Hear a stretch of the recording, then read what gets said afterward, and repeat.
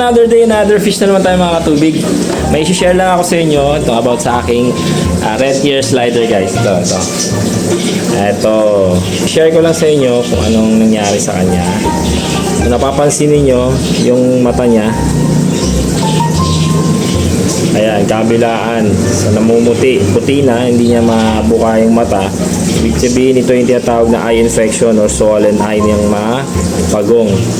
Ayan guys, so, hindi na sila makakakita. Kaya delikado rin po to kasi hindi rin sila makakakain. Hanggang mamatay sila. Kung hindi natin mabibigyan ng treatment to. Ayan, kawawa naman. Napakaliit pa. Ngayon ko lang din na-encounter itong ganitong klaseng infection or issues sa turtles. Sa mga nakakaalam nitong klaseng infection nito guys, mga nag-aalaga rin ng mga turtles, ayan, comment down below na lang guys para may share na rin po natin sa iba kung paano po mag-treat ng ganitong klaseng infection sa mata. So yun guys, wala rin akong ka-idea. So i-research ko rin to. So magka-try din ako ng ibang gamot para gamutin siya kasi ngayon ko lang po ito na-encounter sa kanya. Sana gumaling po. Kaya update ko po kayo sa sunod na mga videos ko.